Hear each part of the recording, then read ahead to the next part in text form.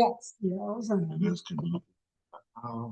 Okay, hold on, make sure I can share my because last time people couldn't see the PowerPoint. I don't know, whatever. I mean, they should be able to see it. They should, because you're sharing your screen. Mm-hmm. All right. So this is done. Are you set for next time? Let me write down Mary's password because they disappeared somewhere, my old passwords. So they gave us, we did it in different steps, and I think I had more problems getting to how do I get to this HDMI and do something with the screen, and it was very different, because I've seen 3 people do it different ways. So we're all good, finally. Yeah. Hallelujah. And I Thanks, know- Ryan. It's because I saw Esther's stuff on the screen. Okay, hold on, not Oh. yet. Sorry. Password. So time. Don't see people. Hi. I know. Hold on, I'm not done yet. Oh, One okay. second. Please, thank And then they give us different directions of how to get to Zoom. Yeah, there are different ways to get to Yeah. Zoom. 8-1. 8. Mary gave you this? Disappear. Disappear. Thank you. So the way it works is Marcia and I went to learn how to do this. So Marcia's better with the first part, and I'm better with the second part. So now you have to teach each But we other. didn't know how to- we do this together usually. And then I like share documents, I share screens at work and do that. So I'm like, okay, this should work. And I was on. That's all that matters. All right, so we'll see. Yes. And,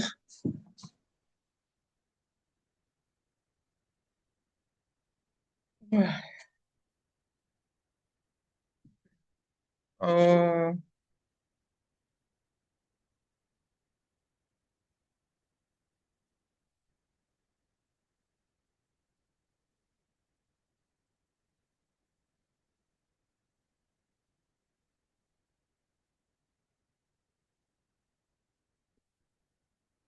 okay.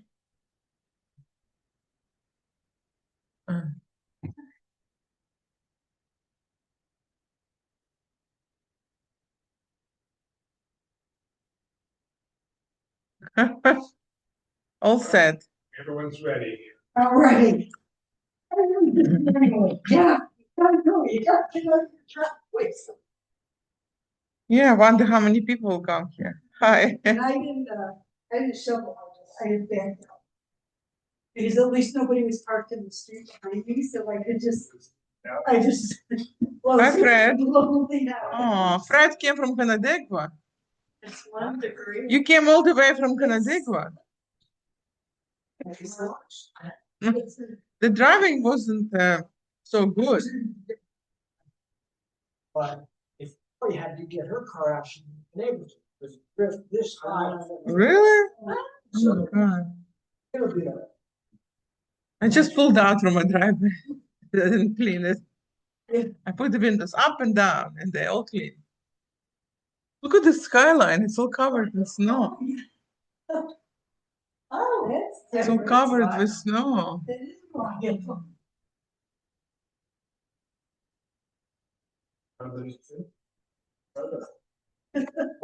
It's nice. I wish I could have the skyline in the social hall like that.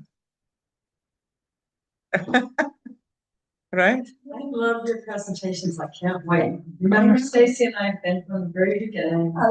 Ah. Mornings on Zoom. I remember the very first one early one you did, where it was Passover, and you pulled out this bag. Oh, yeah. That of the 12th track. Yeah. I always started laughing. We could not stop laughing because the plates were so funny. Yeah. And you were very nice to bring your bag the last year. And you talked about Yeah, it. but the kids, yeah. I don't use it anymore. We don't use it anymore. The kids are older. We don't act. Some of it we use. Well, we're such a small. How about you? I And we use the little Maxwell. Oh, yeah. We missed you at something. Oh, Saturday morning. I took. You're excited? Yeah, we thought. Somebody, Um. Good, good. It went so, I knew. Congratulations. the rabbinical? Oh, thank you. Somebody told me. Yeah, thank you. It seemed natural to do it. It's great. Yeah, Still there. thank you. No, right. I finished my rabbinical studies. Yeah, a lot of cantors do that because My it's first. just natural thing to do because we do a lot of things what rabbis do Oh, that. anyway, so it's just like a formality. But John came out. So because I already went to HUC, I was just saying. And what's. so they asked me to do 2 years. That's what most cantors do, just 2 years. Usually it would be 5, but because I completed a lot of it, because we took so many subjects with rabbis in HUC, so I had to write papers and translate text. So then you go say you're home. I'm going in March. I'm going 1 month sabbatical.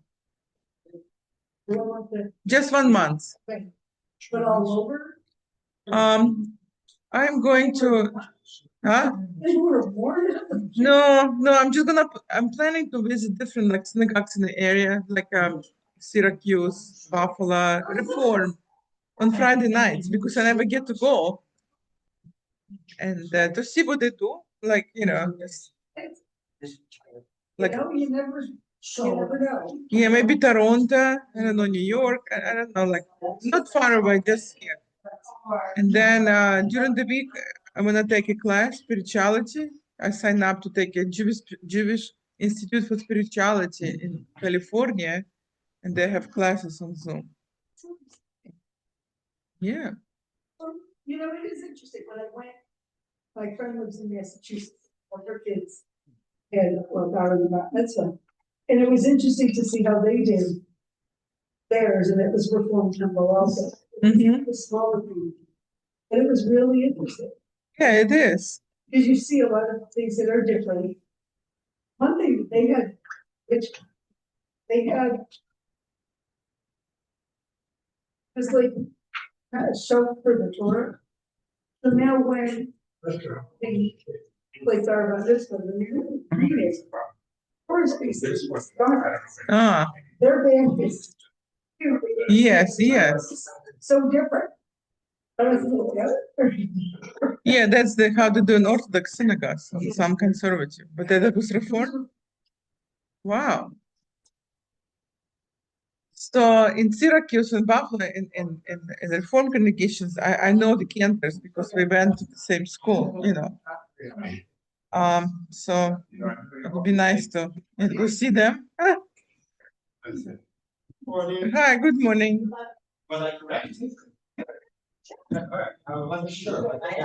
And Fred is tomorrow. He's the night. This one? Fred, our Fred. I don't know who's Fred, who's Frank. Bearded. The Braun? How are you? Hello, how are you? Thank you.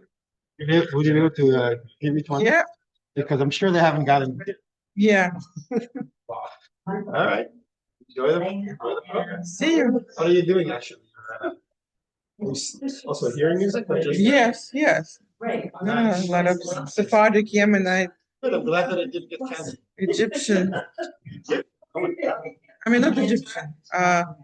Yemenite, Moroccan, Sephardic, different Baroque, Jewish Baroque, Hasidic, all the Jewish Broadway, Klezmer, Yeah, Jewish someone pop. in the Zoom who wants to hear the program. Joyce Herman. Anyways, enjoy. See you. I want you to know, I got Stacy and I For today? missed Yes. on Friday night. Oh, so how did that? Something very I know, right? Good morning. It was the first February. It was February. Birthday. Yes, you always remember. And Fred, of course, was not there, so maybe, yeah, to do it next Friday. Oh, yeah. Never too late. So, right. So we have to do next Friday then. We'll do next Friday. Well, you know what? Next week I'm not there. Rabbi is there, so remind him. I should remind him. He doesn't, he's not into it. Well, wait till you come back. We comes March 1. I can go. I'll be here February 20th by myself with Jan kids. I'm gonna put it here. Oh, it's my birthday. Yeah, that's it.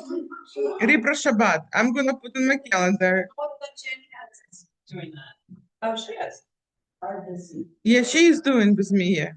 And Jan, oh, that's right.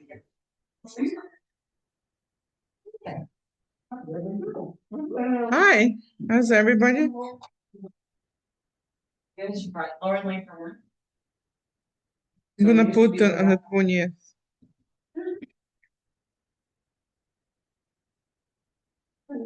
Casey, were you the wonderful person who brought us the bagels this morning? Yeah, Thank Oh, you so thank you. much. I was thrilled that. Ah, Thank you so much. Where did you go? That's Bagel Land. Where's Bagel? It's Oh, all okay. corners. Okay. so we should probably start, right? What do you think? Do you usually start like on time? Because we want to actually get through your whole side presentation. Yeah, even I don't know if we're gonna get through. So people on Zoom, do you see the slides? Let's see. Joyce, do you see the slides? All right. No. No? Mm-mm. I see you in the back of the computer. You don't see the slides? No, I Yeah, don't. yeah, yeah. Let me see. Maybe it's behind you. Hang on a minute. If your head is Okay, hold on, then I have to share one more time. okay, so I see there's something behind your head. It's way high. And So now, you should see the slides. yes, You yes. see the slides on your computer.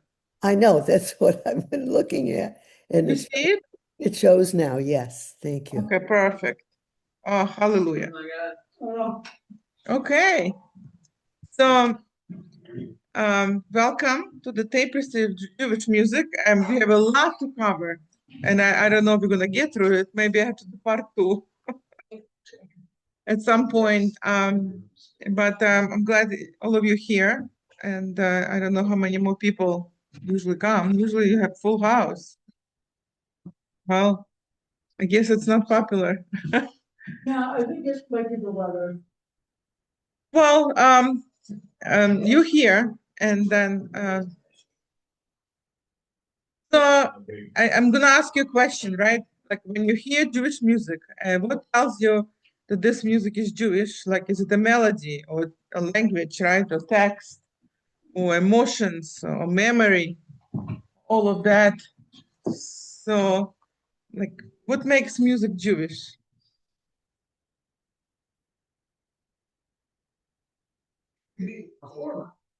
Performer. Okay, Jewish performer. Really? Okay. Like even the performance things like opera.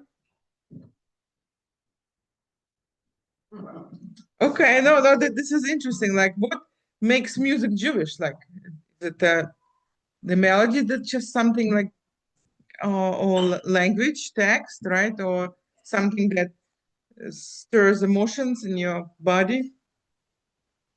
Or all of it? All of it.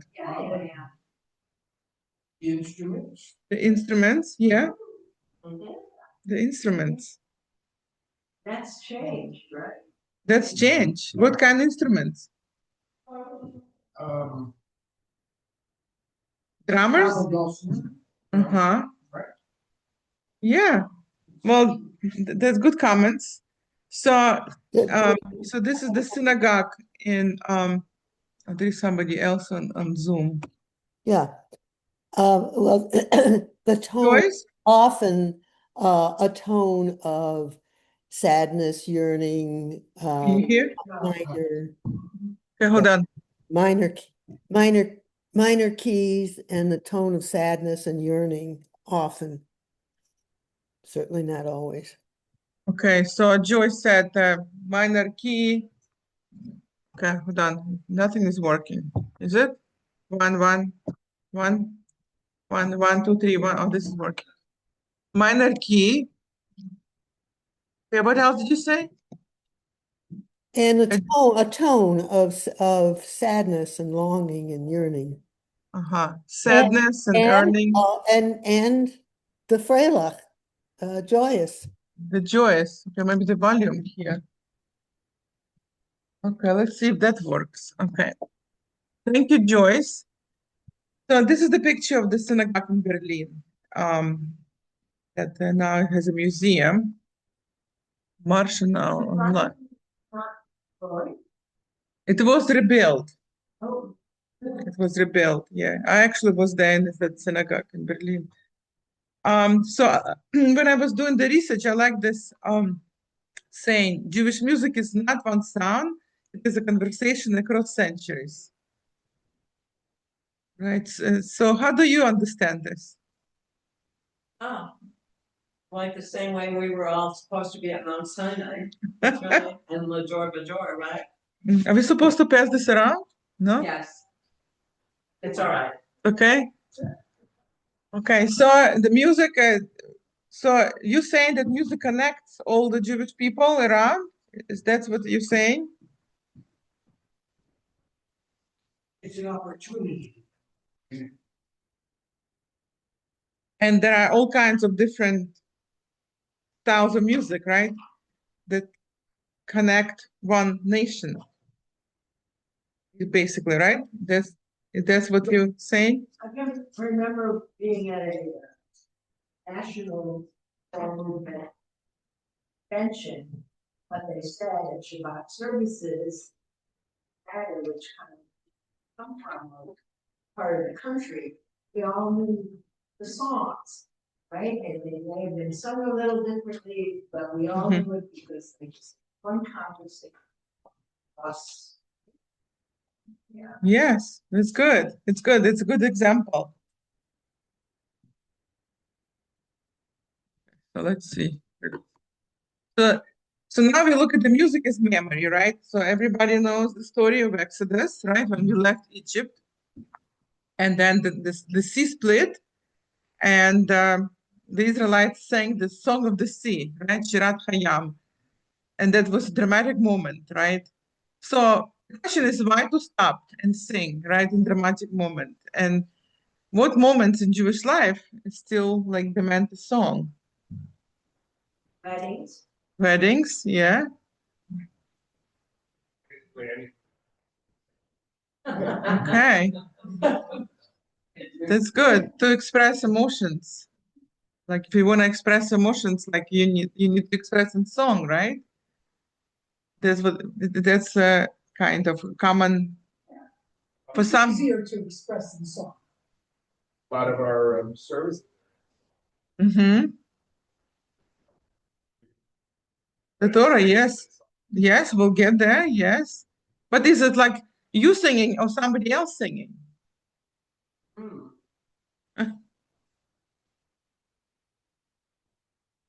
Or it's kind of both. When I read the Torah chant, I always say, I feel like the Torah is helping me. So that is a very interesting way of saying, where's that coming from? Because that trove Mm-hmm. went in from way back. Yes, it is from way back. So and then we look at the music as a spiritual language, right? Everybody knows the song, the Psalm 150, like we sing on Saturday, right? Hallelujah, hallelujah, hallelujah. And it's basically list all the instruments, right? That were in the first temple and the second temple. And so why have all those instruments in the first and second temple? Why to list them in the Psalm? Because there's a lot of difference in the different, don't you? Mm-hmm. and they're all traveling in one place. Many places.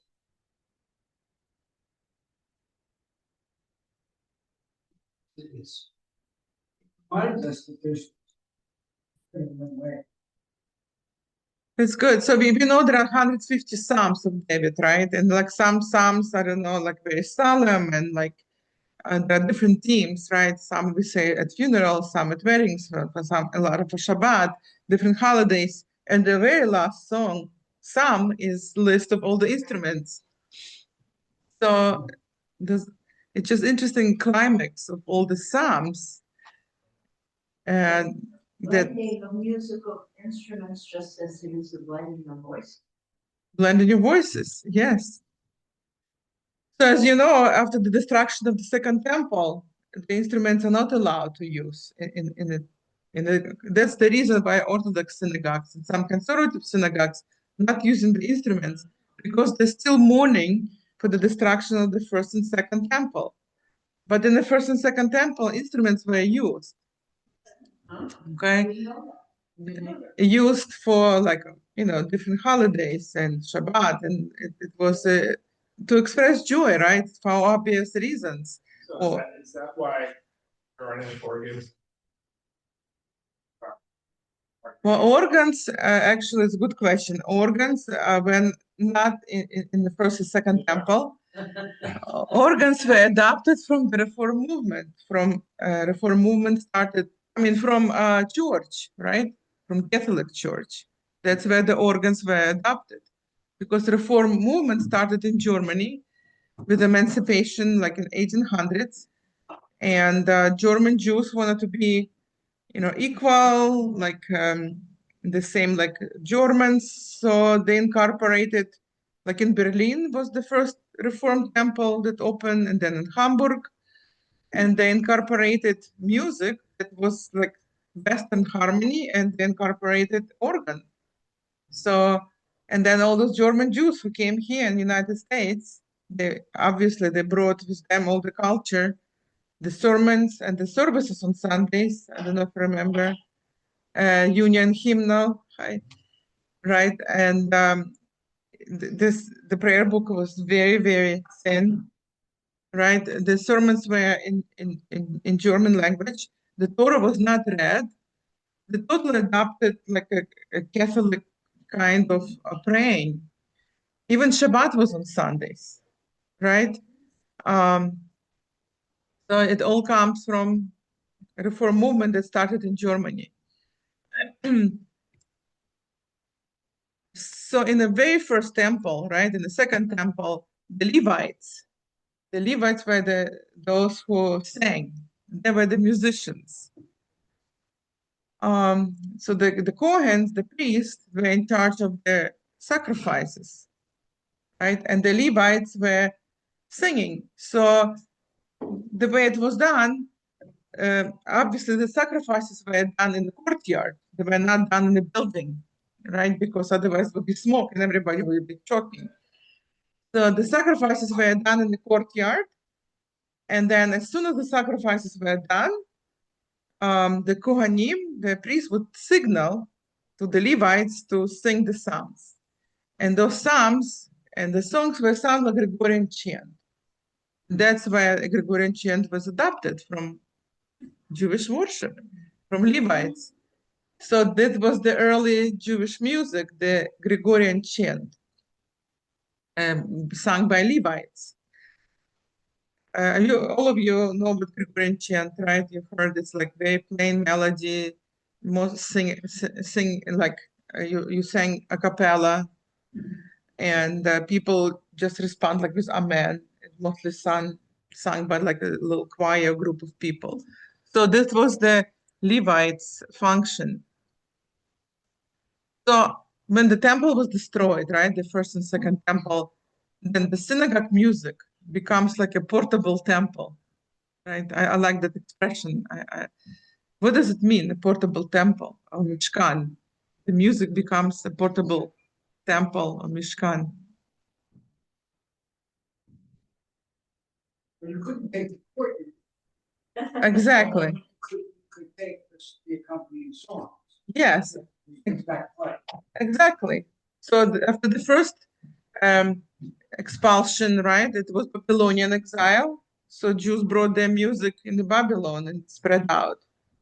And then the second exile was Roman exile, right? And then they brought the music there. And then, you know, the history of the Crusades, all the exiles. And whenever Jews went, they brought the music. It was like their portable temple, right? Like a portable Mishkan. So this is the synagogue in New York, Eldridge Street Synagogue. And we take our confirmation students to look at it. This is the Tiffany window created by Tiffany. It's a beautiful synagogue. I don't know if you've been, it's not functioning, they have tours. But when we went there, this confirmation class, it was like so fascinating. First, we went to tenement house, which just like shows you this poverty and like terrible like conditions. And then it shows this beauty in this like gorgeous, view of the synagogue. So the tour guide made a parallel. So people who like lived in tenement houses in those horrible conditions, and when they were coming to the temple, it was like, contrast. They saw the beauty and, compare with the conditions that they lived in. Anybody was in tenement houses? In the museum? In museum, yes. So, so that was built by Eastern European Jews. This is like a staple of Eastern European Jews. It's in the Lower East Side. So it was built in like 1800s when maybe late 800s, 1800s, beginning of 1900s, when Eastern European Jewry started to arrive, like after pogroms and everything, because the German Jews were the first to arrive to United States. And the staple of the German Jews is what temple in New York? Temple Emmanuel, right? Temple Emmanuel is a staple of Reform Jews, and Eldridge Synagogue is the staple of the Eastern European Jews. What is it?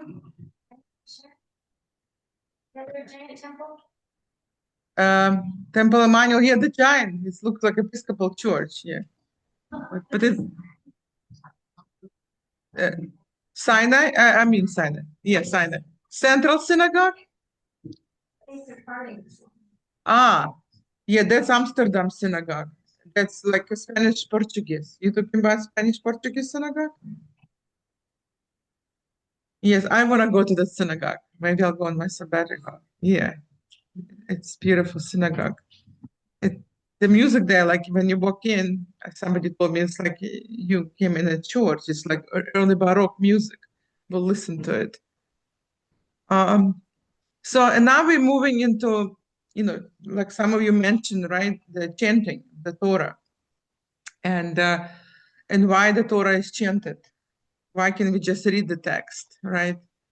In Hebrew, it's called ta'amei mikra. Ta'am in Hebrew means taste, right? But it's also translated as accents because it is accents, right? The trope, the signs called the trope or cantillation shows you where to accent the words. And then it gives you a certain taste and understanding.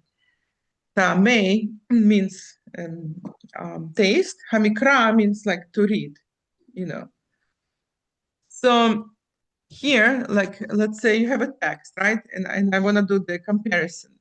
If you just read the text, like Vayomer Adonai el Moshe bo el Paro ki ani hikbadeti et libo ve'et lev avadav lema'an shiti ototai ele bekirbo. So you read the text. But the Talmud, actually, in the Talmud, it says that the Torah has to be chanted. Why?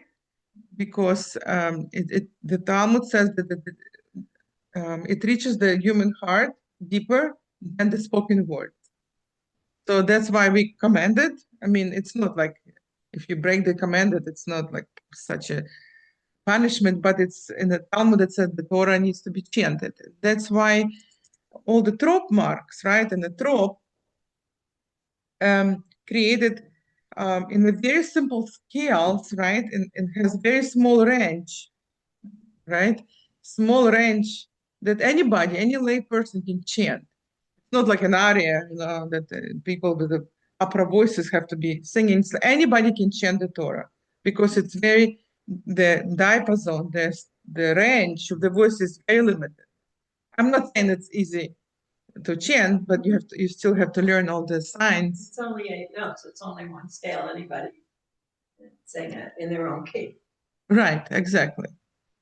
And of course, there are 6 systems, right? The cantillation. There is Torah, Haftarah, holidays, the Book of Esther, Book of Ruth.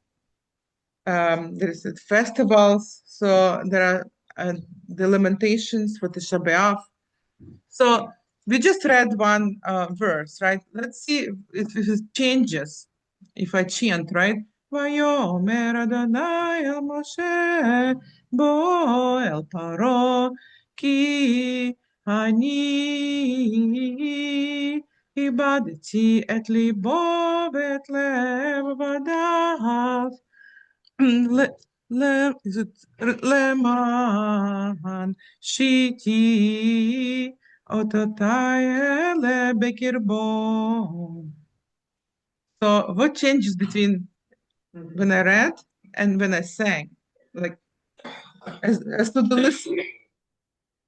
listener, what It's more. holy? Okay. It keeps people's attention. Keeps people okay. As You know, the end of the verse, as the melody goes, as it down. down. Mhm. That's always the same down ending. You know that it's about God because ani means I, and that's God is Mhm. saying this. And it breaks it up into how we would speak a phrase. Like, and God said to Moses, that sets it up, and that like is a whole melody for itself. So Right. you're So looking at a bunch of, our group is called the Trump Nerds.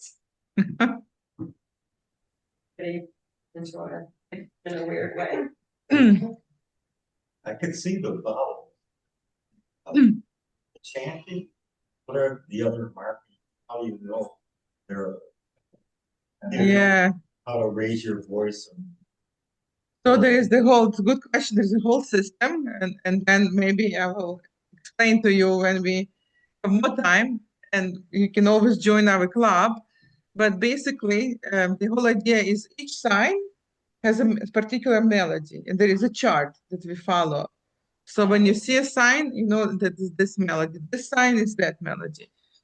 So I call them like some fancy signs and some regular signs. And as you can see, like Esther mentioned, the word I, meaning God, has a very fancy sign, right? I call it like a trumpet sign to call your attention, right? I am God. Elise, you wanted to say something? I'm just gonna say that sometimes emphasizing. Right. It calls our attention. This is sort of just the inverse thing, complimenting it. I think it also keeps people from just like mumbling through. Because I've been to services where people are fluent in Hebrew and they need to go, like Very fast. And it's hard to engage with that when you're not in yourself. Mm-hmm. The melody, you're engaging automatically. I was going to say, Oh, hold on, Joyce. Oh, sorry. Go ahead. I'm not sure whether anyone said this before or not, but it makes a very big difference in what you can remember when it's attached to a tune. We remember the tune, and then you remember hear, the no? words. Oh, I don't know why. You remember the tune. Go ahead. So, How to make so it then you more. remember the words. All of it comes together in your brain, and you're able to remember it. So Joyce is saying you remember the tune and then you remember the words. So the tune helps you to remember the words. That's true. It's easy to memorize the words when you have a tune. It's like a song. like you're trying to memorize, it's easy to memorize in a melody. Yeah. And like the second verse starts with the word ulema'an, which in Hebrew means and so. I mean, it's not such an important word. I mean, but obviously it is because the trop mark is like, it's like scale up with a little like swiggle on top. Ulema'an. Right? Like, why is it the word so is so important that they put this fancy trop mark, right? So then we have to dive into the text and discuss the text. And so we're not going to do that because we want to focus on the music. But maybe at some point, right? So it's important to have Torah trop because it helps us understand the words, especially if you know the translation of the words. Okay, so we talked about the meaning of the melody. This is the Central Synagogue in New York. I thought I'll put some. So, and then, as you know, our prayer book, right, consists of the some parts from text from the Torah itself, but also some poetry. And in Hebrew, poetry called piyut, right? Piyut poetry. The people who would compose this poetry called paitanim, like paitan is paitan. So what happened is, even during the first and second temple period, right, there was a temple in Jerusalem, but there also were little synagogues everywhere, right, where the sacrifices were not offered. So people were praying there and reading Torah on the market days, right, Monday, Thursday, and Saturday. The sacrifices were offered only in the temple, right? So even at that time, people used to prayers, right? They were very limited. They were not notated. There was no prayer books, but people used to pray and to read Torah. And the person actually had a very difficult job. The one who preceded Hazan, Cantor, right, or Shaliach Tzibur, or Paitan. So Paitan was like a predecessor of the Cantor or Hazan, right? He obviously it was he who had to improvise on the spot the prayers, right? And some of them, as I said, were from Torah, and some the poetry, like we have now, like the Chadodi is a poetry, right? Ashrei is a poetry.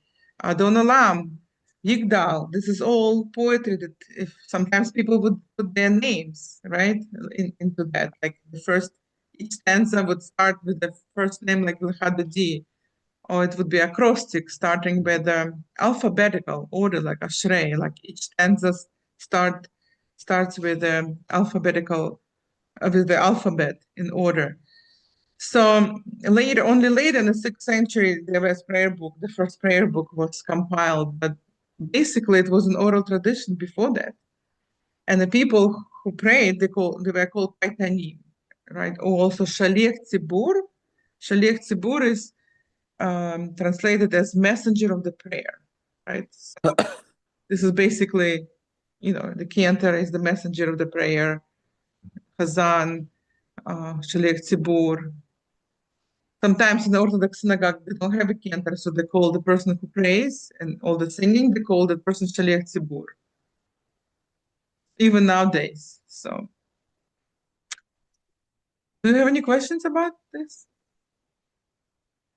So this is the synagogue. I don't know where it's from, but I thought it was beautiful. Somewhere from Europe. And so the question is, why do we add like poetry to our prayer? Like, is it not enough just to have from Torah? Like, Torah is very rich. Why do we add poetry? All this beautiful prayers. Is it like adding beauty prayers that be Yeah, to embellish our worship, right? Taking prayer. Trying to answer Exactly. themselves or through themselves. Right, and change the prayer books, right? Those who have been in the synagogue for many years, we know that old Reformed synagogue was like union, hymnal, then we have gates of prayers, right? Remember gates of prayers? And now we have Mishkan Tefillah, and it's kind of, we go towards more traditional, right? Mishkan Tefillah has a lot of traditional prayers that were restored compared to union hymnal. So now we're going to do, I know it's a lot to cover, and might have to do part 2 at some point.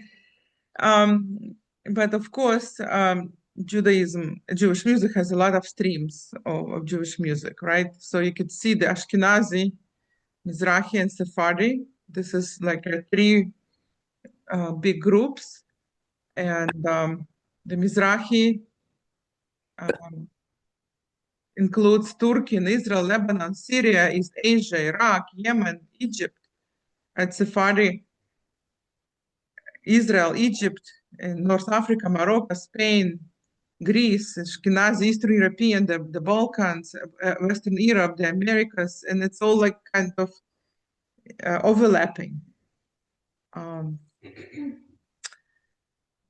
I'm gonna go to the next slide, which is Sephardic music, right?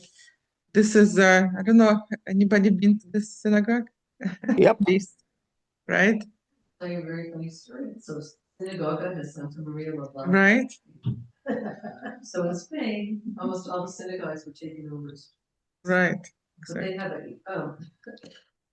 they have a museum Mhm. at this synagogue, Yeah, and the displays are with a question, and then there's an answer.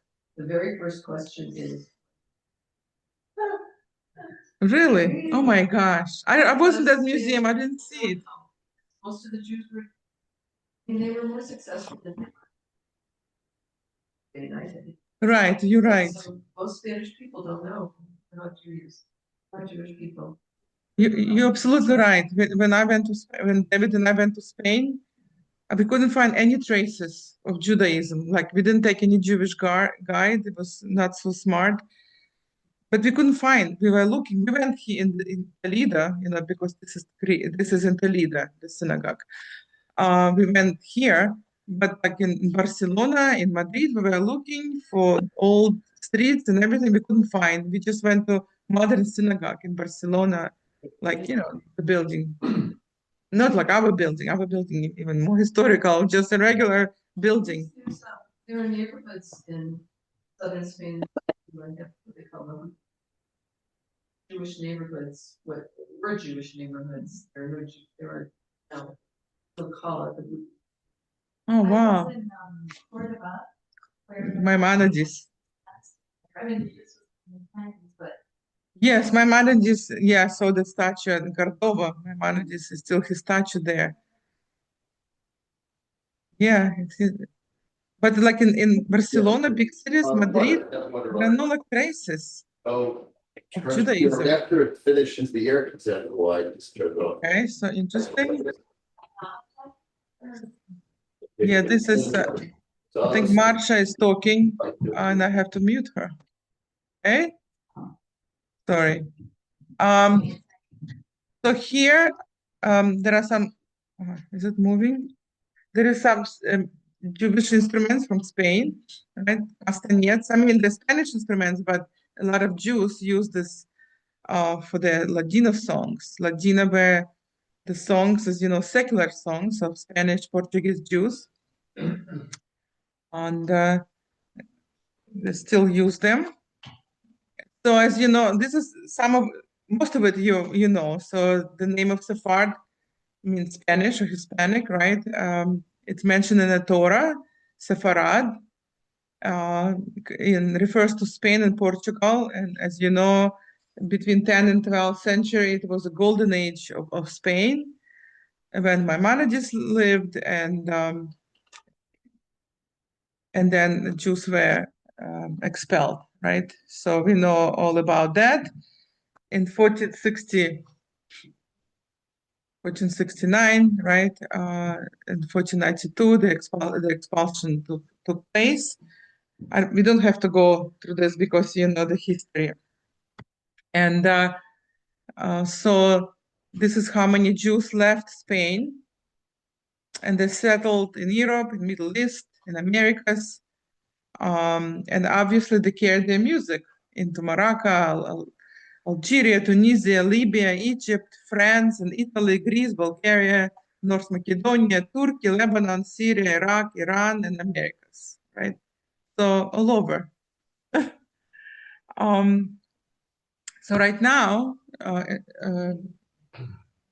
I don't know if you know, in 2015, anybody who had like Spanish ancestry could apply for like Spanish citizenship, and were offered, what is it, right to come back? How does it called? Right of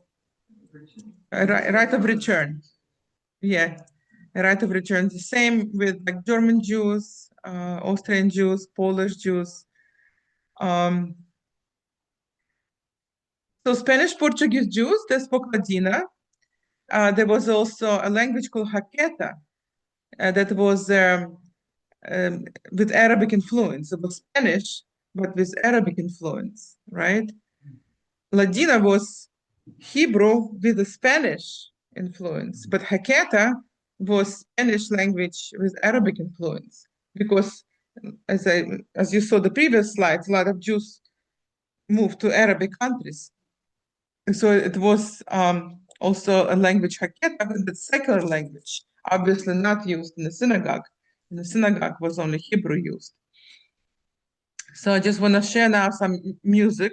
We're not going to be able to listen fully to all the songs, maybe to just some, like few measures to get an idea. So this is a singer who sings Sephardic songs, and you see she has this nickel harpa, like very Middle Eastern instrument. Calling me now. Sorry. Okay, that wasn't bad. Is it too loud?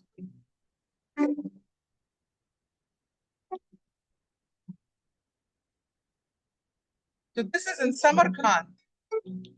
It's eastern of Russia. You know Samarkand is Uzbekistan, near Tashkent.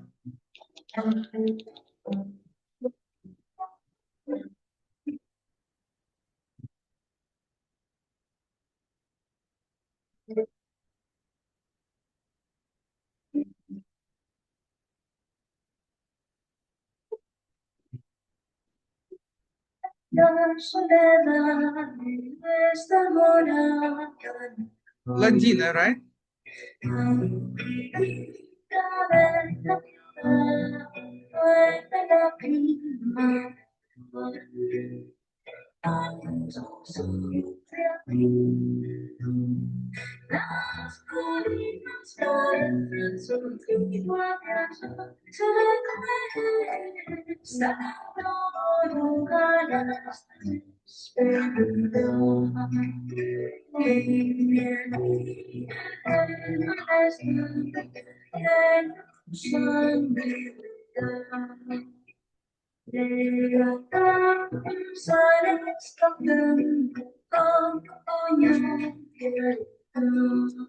Okay, so I'm sorry, I had to stop because we have other examples. It's some kind of harp. It's called nickel harp. So that instrument was characteristic of like Spain at the time. So what do you notice? Like what's Jewish about it? This is Jewish music. Do you feel any kind of, I don't know. What do you feel when you listen to this song? It was very beautiful. Reflective. I felt it was like very sentimental, like yearning for like Zion or right. These songs are not, just keep in mind, it's not the synagogue songs, right? They were used in daily life at home for life cycle events, right? Because they're not in Hebrew. The Hebrew songs only were sung in the synagogue. So this is like one example. Now, so this is a Jewish Baroque. right? The music that was used in Portuguese synagogue in Amsterdam. And if you ever in New York and go to the Spanish Portuguese synagogue, this is what you're gonna hear.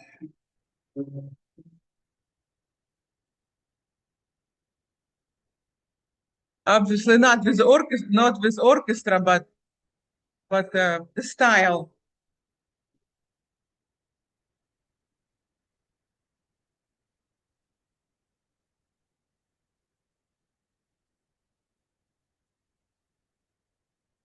The Fado D, right?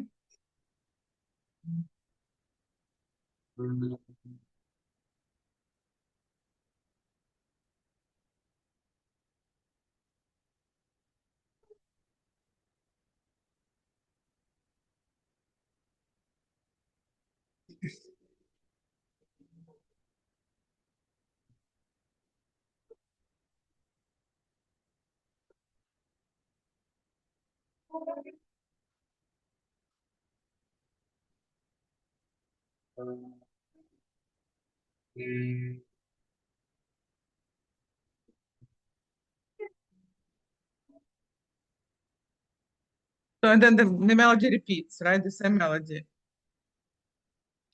So what are you thinking? An aria, yeah. Klezmer sound to it as person. Oh, really? Oh, wow. Baroque. Baroque. This is the string. The strings? Okay. Okay. Some of them are Jewish to me, but then I realized it's only. Uh-huh. Interesting. Did it sound like a pure, like Renaissance Baroque music with all the embellishments, right? To me, it changed words, understand.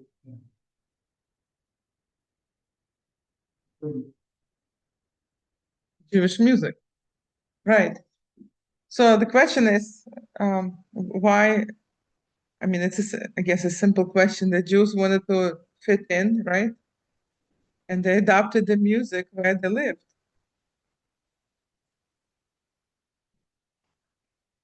Say the opposite too, that like want to make people more comfortable, like draw more people in. Kind of like there's all these like big churches now where they play like pop music, Right. you know, Christian pop music, and that's like a church service. So I say the opposite, that it's like a way to draw, like both things can be true, that it's like a way to draw more people in because you're playing music all the time. Exactly. Because Jews, they lived among Christians, right? And that's what they heard when they went to concerts or went to opera or whatever. So the cantors and the musicians in the synagogues, they used the music where they lived and adopted and there were Jewish composers Ladarti, who composed that in this style. A Jewish composer, Ladarti, who lived in that time, he composed music in this style to fit in exactly what Laura is saying. So this was like one part that sounded very Christian to me, right? I don't know about you, but it sounded very, when you hear this music, I feel like Baroque, Christian, church, this is what I hear. So the Jews that lived in Arabic cultures, right, obviously were influenced by Arabic music. And anybody like knows this makam, like what's makam system? So makam is like a special scale, like a Middle Eastern scale, right? That instruments were tuned in, and they more like have microtones, right? And they make sound like right, like Middle Eastern sound to imitate, the instrument were tuned in the makam, and the people sang in the makam. It was different scale that you just heard, baroque, which is like a regular Western scale, right? The musicians understand. I'm sure people who have understand, what the music that we used to, kind of our ear, and the other is Middle Eastern that has all this like little motifs that sound very like Middle Eastern. Indian. That's under me. Indian too, right? They use microtones too, right? They tune the instruments on pentatonic and some tune on the microtones. So the Jewish people who lived in like Ottoman Empire, they were influenced by this Makam style. So here there is a Ladino song, and you can. Whoa. Wow. What's that? I just did the budgeting app for phase Sorry. 44. Guys, I just built an app. Impossible. Taking that kid. Skip. Go to Pinterest. No, I'm trying to skip, and it's not skipping. You have to hit where it says skip. I did. Reports. And now, Nice. So you're saying we can all. I did. That's what I'm doing. I don't know. It's different one. I just did the budgeting Same app for thing. phase 44. It doesn't let me Yours just skip. built an app. So we can. That stuff. I'm on lunch. I'm keeping skipping. It's only 4 poses. Anybody knows what? That's strange. Today we're sharing a 500-gram compound cake called the HOA violation. 250 shots. Strange. It let me skip before. Red and blue peony bursts. With white strip. See, I press. Complete. I have no idea why it's not letting me play. Whoa. What's that? I just.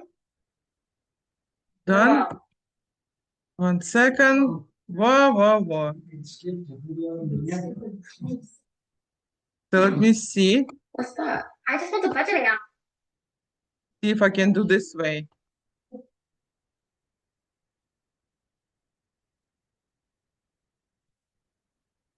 No, it doesn't let me. I'm gonna reopen again. PowerPoint, I'm sorry. I don't know why it's not.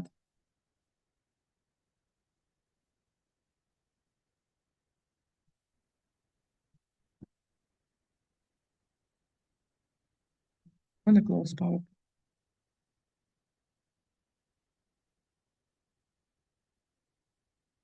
Hmm?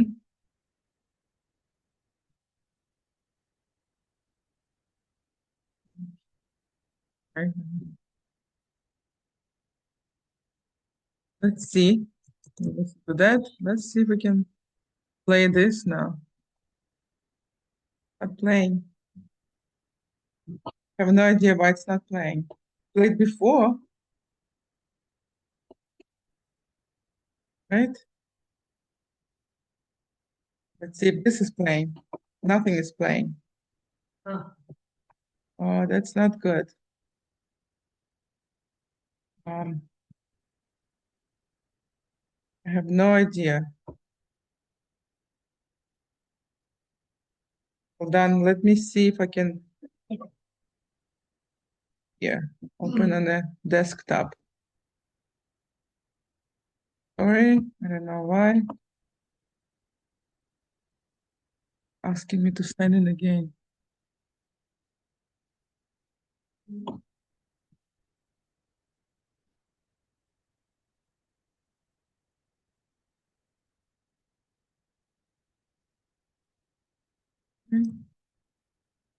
Yeah.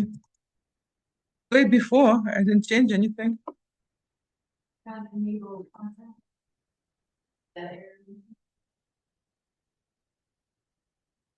Let's see. No, it's not playing. I don't know why. Hmm? Can you get a slideshow? Ah, It's good.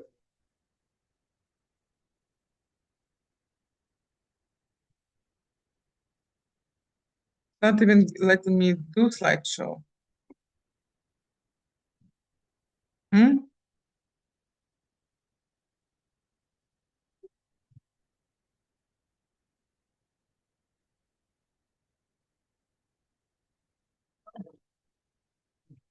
Hmm? You go to undo in the slideshow mode.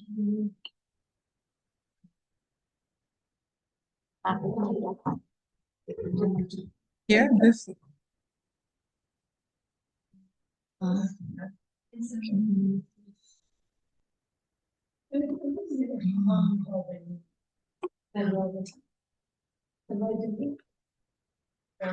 the works. Which slide do you want it on? So look, all the way down. This one? Okay, from current slide.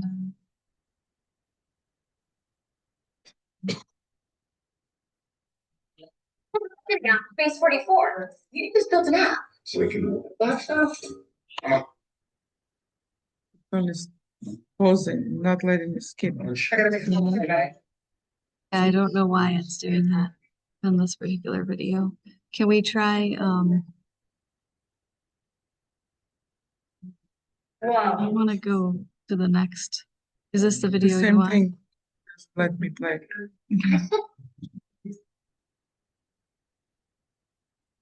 Okay, let's try. This is another slide right here. Yes, it's the same thing. It's not letting me skip. Okay. I don't know why. I just built a budgeting app for Phase 44. You just built an app. So we can build that stuff. How much? Before that, the other example Yeah. let me skip, not now. I Yeah, don't know why. I don't know why, Just built an inventory tracker. see if we can just watch the ad. Huh? Maybe you would just watch the ad. I don't know. Yeah, Oh, watch the ad. yeah, well, it's okay. Just, I don't know. No, it's not even letting me play. I think you have to do Slide. correct, and then it will let you play.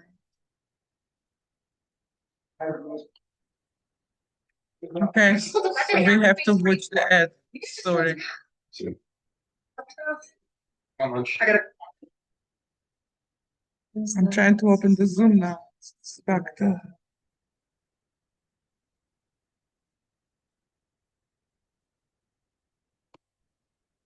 Yeah. Zoom is here. Yeah. Okay. So let me share the screen and see.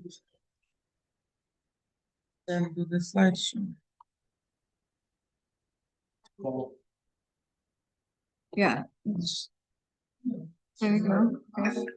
I just built a budgeting app. Maybe for she'll Phase stop 44. soon. You just built an app. So we can build that stuff. Yeah. How much? Just built an inventory tracker. Protein calculator. There should be a second one, 2 of 2. So. Let's go. Let me do. You looking right, girls in the mirror like who she today? Same girl who just clipped 7 Great. This is not Jewish music. I mean, this is gonna go on for a while, so I don't know if you're gonna be able to, like.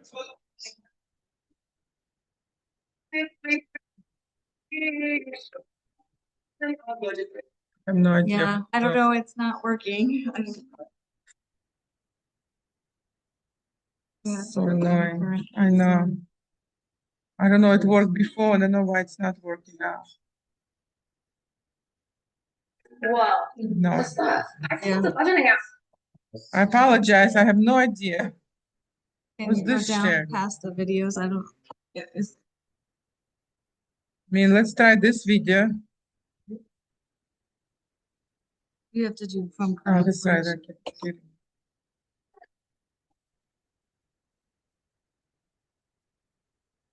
There we go. This video. Okay, so let's listen to this. This is from this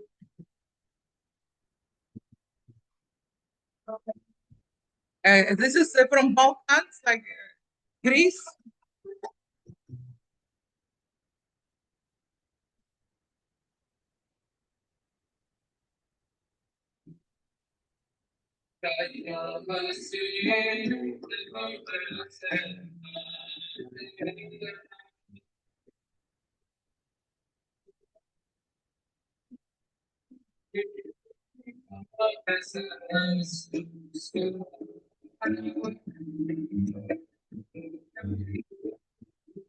So pay attention what instruments. Drum,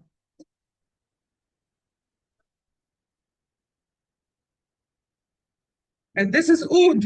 Oud. Okay, so you got that.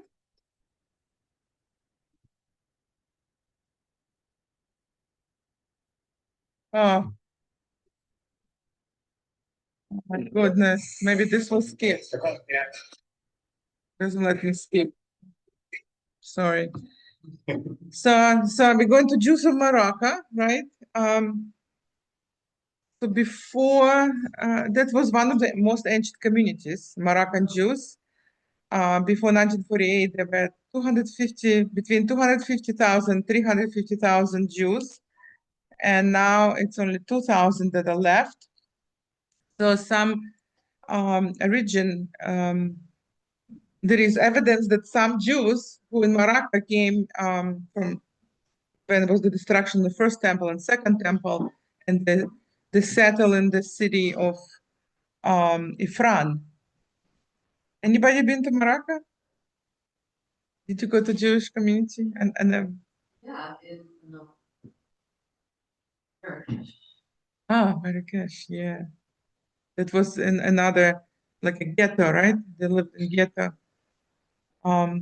They called it Marrakesh. It was a melech also. Was there like a melech also? Salt. Come from salt because Jews were so much in the like salt business and they did a lot of pickling. So the whole ghetto, Jewish ghetto, was called Malach, like Melech, because Malach means salt. So they called the neighborhood Malach. A lot of Jews in Syracuse. Not the salt thing. Yeah. So this is how Moroccan Jews look. So when you listen to the music before that was from Greece, what did you notice? Arabic instruments, oud, that was oud, O-U-D, percussion, right? And that was the makam, the special scale that was influenced, that they were influenced by, like Arabic. Was there any remnants of that Baroque Sephardic that you listened to?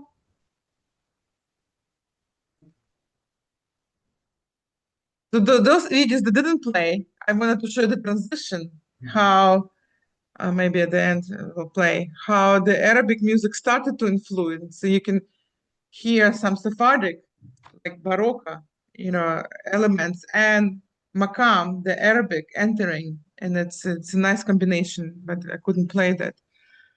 Anyway, so these are instruments that are used in Morocco, a lot of percussion, right? Some Khalil, like a wind instrument. This oud, okay, this is like the main instrument, oud, the string instrument. So next year, actually, I'm gonna do a concert of Sephardic music. Oh. And I have to find musicians who play the Sephardic instrument, like not Sephardic, this Middle Eastern instruments. So I'm planning to reach out to like a Turkish society because they have all these musicians who play these instruments because it's very popular, especially oud is very popular. And there are like some other string instruments that you can stand, and play. So this is my hope to do the concert. So this is I don't know if I can play. This is the Hazan at Moroccan synagogue.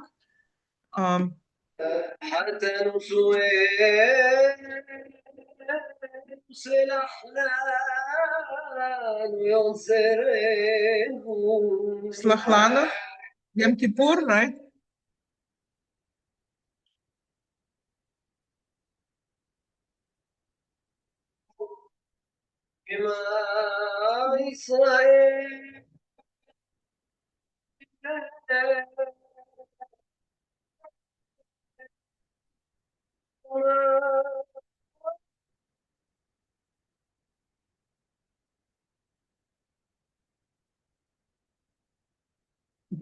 I should do this.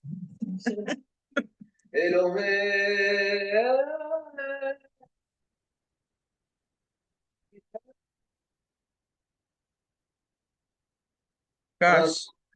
No, no. It's no worse than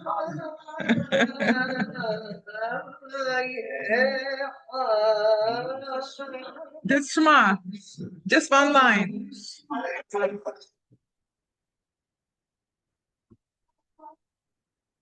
Okay, so you get an idea, right? This is Sounds like goats, yeah. get all the goats to follow the village. That sounds like me, mom. Yes. So you can sounds like Imam when he comes, right? There is a lot of Arabic influence.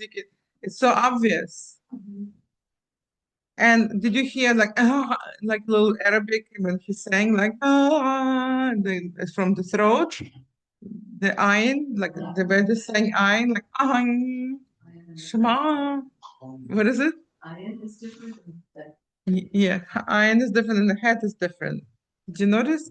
So if those of you who listen to comedian Modi Rosenfeld, he shows this how Sephardic people like really when they sing this prayer, it's like left for 5 minutes, like one word. So this is it. It's true, right?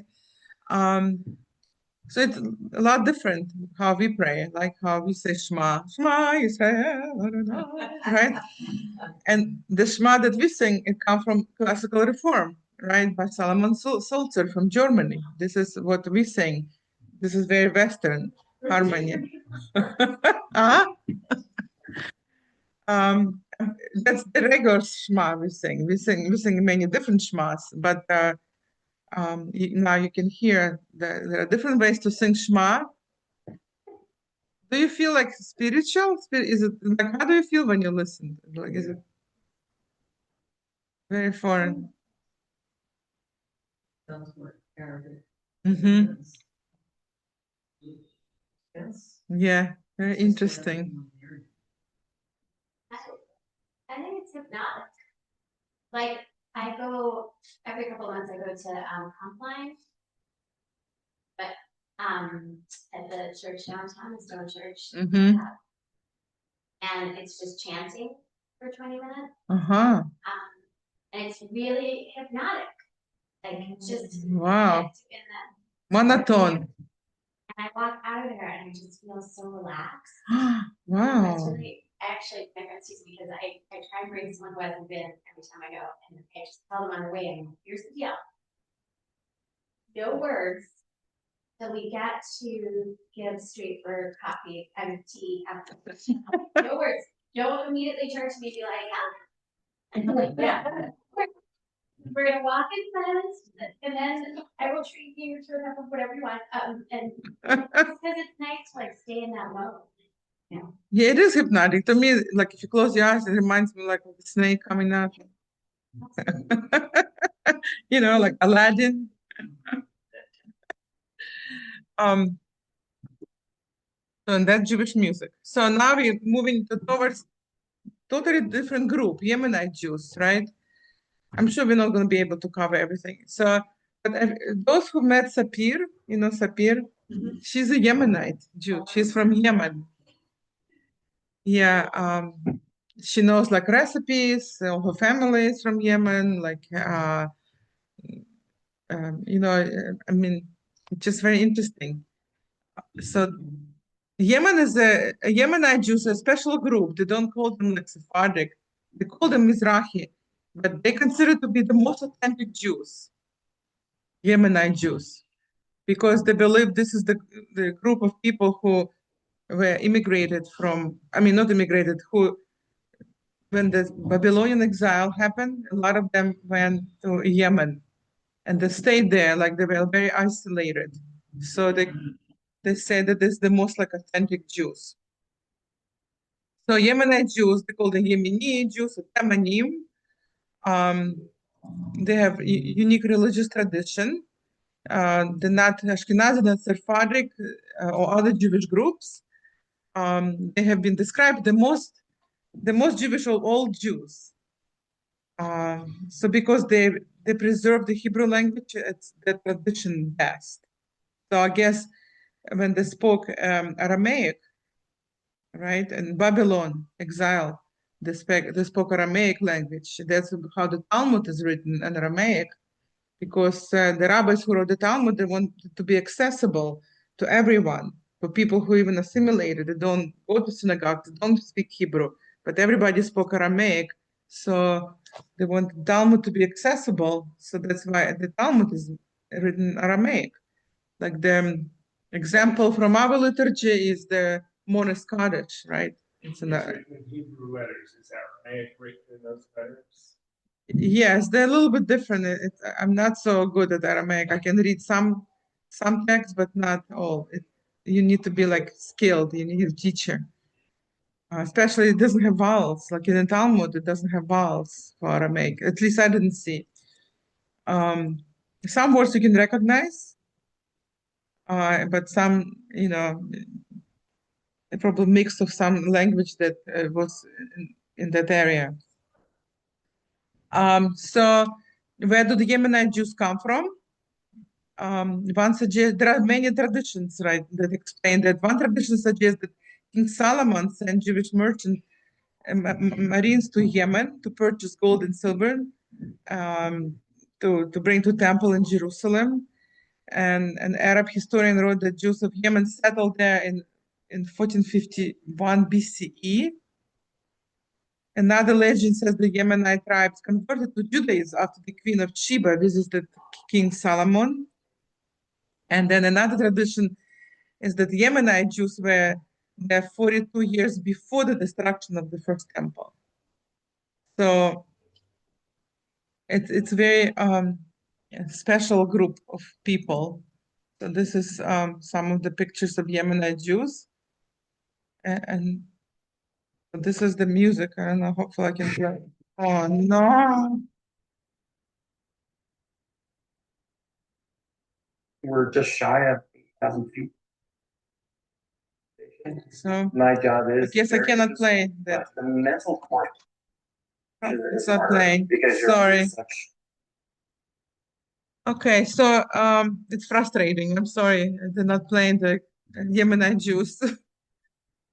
I guess we have to go sometime to part 2. I don't know what time they usually finish, or we can go a little bit to Jewish Renaissance and Jewish Baroque, or we can,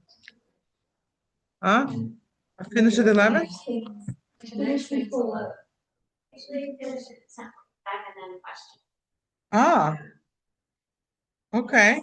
We should take a vote.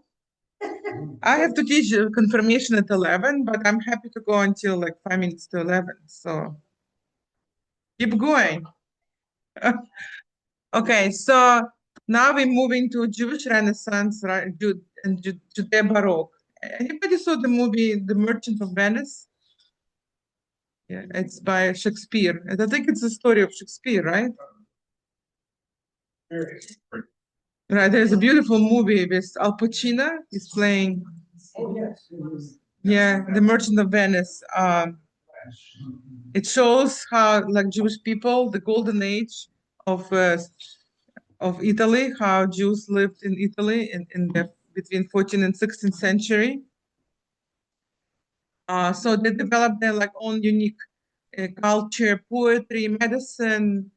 I don't know if anybody was like in Venice, in Jewish ghetto. There are like 5 synagogues there all together. And okay, you're welcome. And Jewish people had a very good life there, until some point. They were bankers, they were moneylenders, right? Typical. There was a lot of rabbinical scholars, poets, physicians, philosophers, historian, people who wrote a lot of prayer books, a lot of Haggadot for Passover were written at the time. And many Jews were court musicians, and they composed for court. And as I said before, it was like similar to Golden Age of Spain, and that was the Golden Age of Italy. It was a good relationship between Christians and Jews. One of the most famous composers, Jewish composers, was Solomon Rossi. And he wrote, this is him, obviously. He was working in the court musician, a court composer, and he composed for the Duke of Mantua. Oh, this is his me. And then this is his music. Remember when we did Italian Shabbat and we had the gay choir here, men's gay choir? They sang this. I taught them to sing Salomon Rossi because Italy has very interesting Jewish tradition. It has Sephardic part to it, and it has this kind of Baroque part. So the gay choir demonstrated all this Baroque music, and then I invited other musicians who did Sephardic part. Like it was a flute and a violin. Adonolam.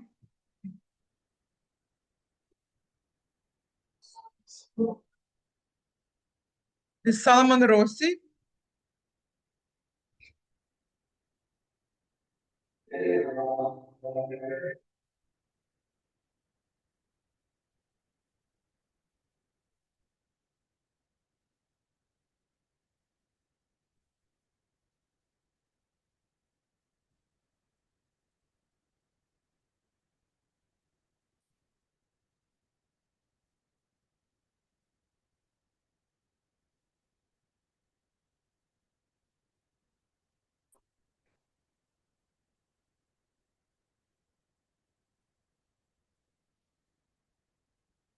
You get an idea, right?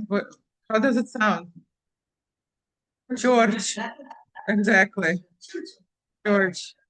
This is very famous, like hero. Salman Rossi wrote the whole Shabbat service, like starting with Lachado D, ending with Adon Olam.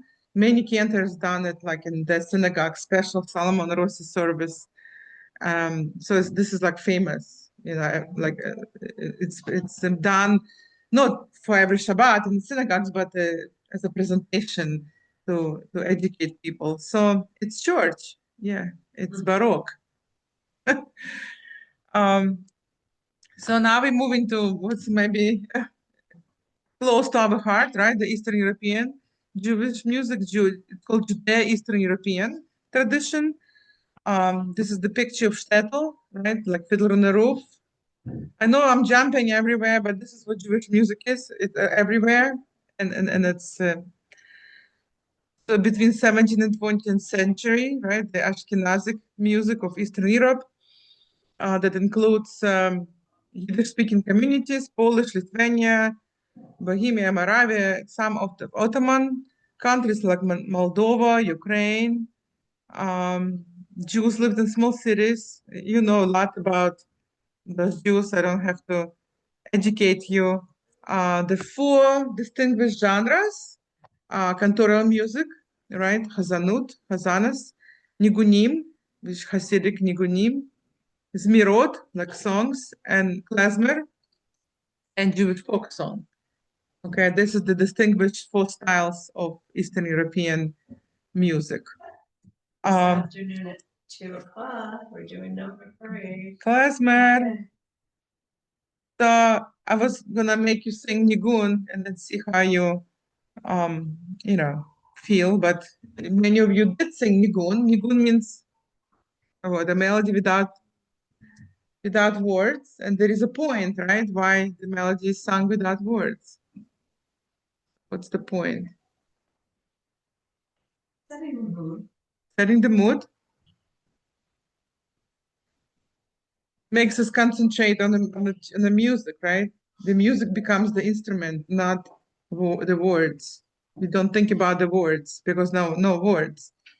So that's why all this Hasidic nigunim, there are only syllables, and that's how they get into this religious ecstasy, right? By singing, closing eyes, by repeating so many times, starting slow, speed up, and even break it into dance, because this is how they achieve the joy and like the religious ecstasy, I would say. We're not at that point yet. We're getting there. So I wanted to show you the influence of it's playing, of Nigun, Hasidic Nigun into pop music.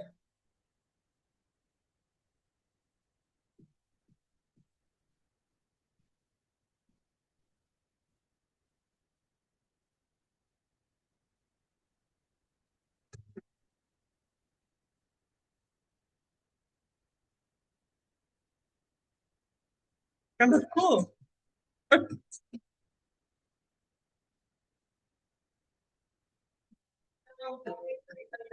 Right?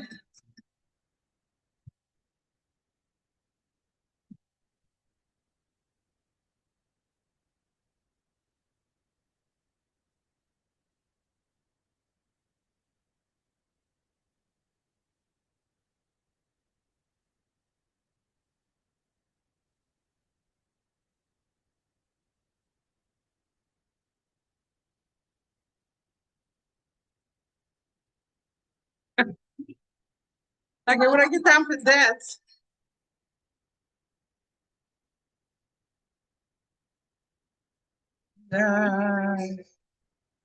And then it repeats, of course.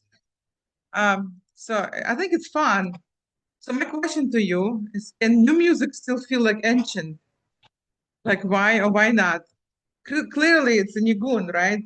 But sung by some Hasidic rabbis that was adapted and put into this, style with all the arrangements of different musicians. Like when you listen to it, do you feel like it's still ancient to you, or it's like anything Jewish?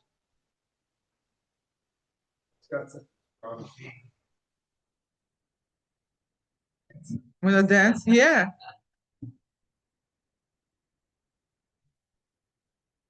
People were jumping rather than swaying, but went inside, right? Kind of combination, I would say. Like it feels a little bit ancient. The way the melody is structured. I don't know if you notice, it does have some like klezmer elements and some scale. Na na na na na, like Havana Gila, the augmented second. It had that element of you feel it's Jewish music. I don't know. About the acting and getting people involved. It's a good way to say. Yeah. This is what we did through the centuries, right? Adapting and getting people involved, speaking to you.